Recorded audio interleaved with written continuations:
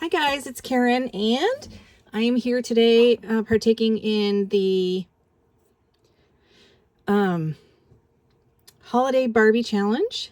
And basically we were charged with making a holiday dress for Barbie that, it's inspired by the holiday Barbie dolls that Mattel puts out every year. And I thought about it, and originally I was going to do like a big red plaid dress and all this other stuff. But then I was looking through some vintage patterns, and I saw this dress that looks so much like the old school vintage sheath, maxi sheath dresses with the stoles that we would get in the 70s for our Barbies. So I decided I wanted to make this. Now, I found this pattern on Etsy, and it is McCall's 8552. It's a PDF download, and it's a one-piece pattern. As you can see, these are the armholes here. And I had a couple of different issues with this pattern. I'll tell you what they are in case you decide to purchase this. The person who put the pattern together, who scanned it and put it on PDF, was very sloppy about how they scanned the images in. As you can see, they put the inch mark. Usually people who do online patterns always include a true to size ruler measurement, so you can make sure that your pattern is actually going to fit. And this ended up being like 1 millimeter too small when I printed it like this. And if you can see at the top, I didn't even get the full thing printed, so I had to kind of like draw out the lines and then cut it. This all could have been solved if this person had just put the inch ruler over on the side and then centered this pattern. I might try to do that. I might take the PDF into one of my graphics programs and actually do that, because I think I would like to make this pattern again. Down here at the bottom, it says 1/4 inch or 6 millimeter hem allowed.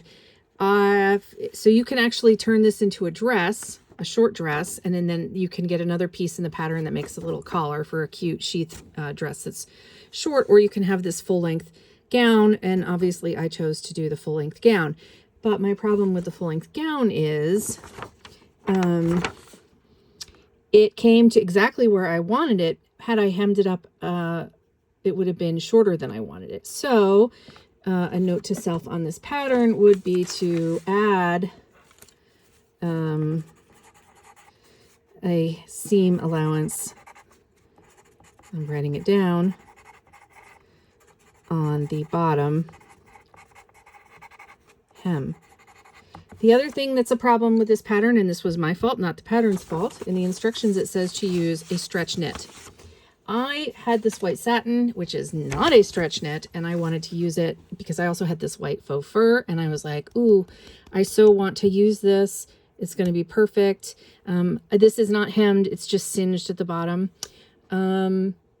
So that caused me several problems. One, even though I reduced when I sewed the back up around the hips and down, I'll show you the back. It's has a slit up the back, which is quite cool. So when I sewed it from the opening to here, I had to use like a millimeter, because it was going to be, it fits perfectly up top and it's fine at the bottom, but right at her hips, because it's not stretch fabric, it is so tight. I barely got it on, and Marna of Dolls Rescued would be screaming at me that I was going to pop her hips out. And then the other thing that was not included in the pattern was, since it's just one, no, I've already lost it. I've already lost the cutout. Oh no, it's right here on top of the other one. Since it's just one piece, it wants you to fold down these, you sew up here. There's no, for the shoulders, these are the shoulders, but you see, it tells you to turn this down by 1/4 inch. Well, that's almost impossible to do, without some kind of a facing or a lining for curved edges. You can do it with stretch knits. I have done it on t-shirts and things, but I've never got it to go down a whole 1/4 inch. Usually I get it to go like 1/8 inch, and I sew it down. So for me making this, if you're not going to use if you don't have a stretch knit, which I don't recommend, I do recommend a stretch knit, you're going to end up having to use some kind of a facing. So I used facing here and I used facing or a bias tape, but in this case, I just used facing, turned it down and then tacked it around the edge.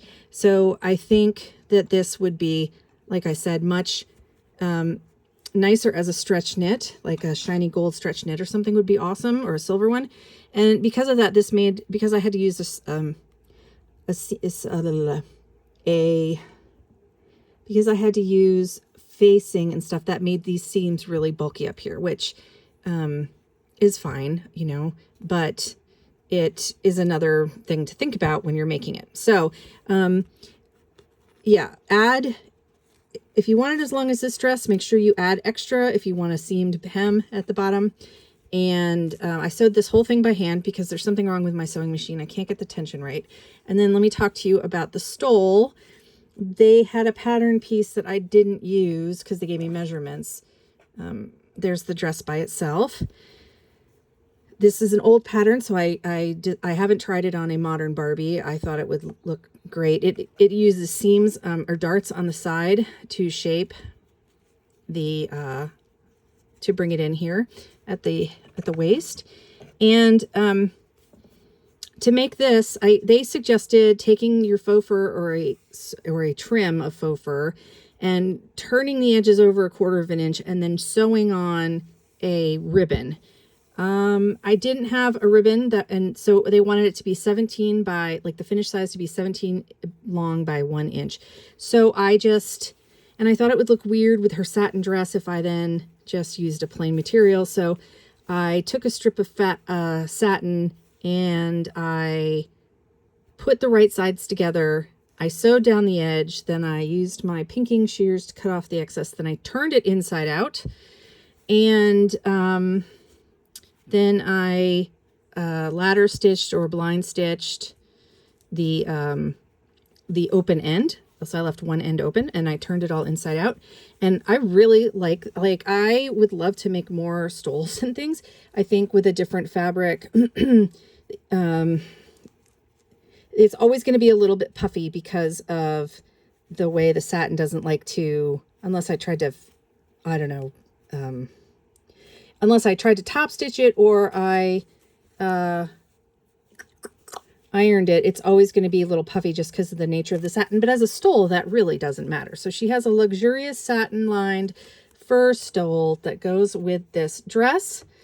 And I hope you guys like it. Let me know in the comments what you think of this. And I hope that I don't remember the details of the challenge. I'm sorry. I know there's probably a bunch of people doing it too.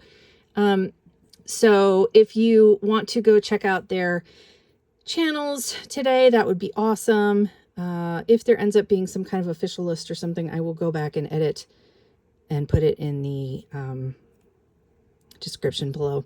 But yes, and I didn't want to dig out her white shoes, so any white shoes, so she's got some hot pink flare at the bottom here.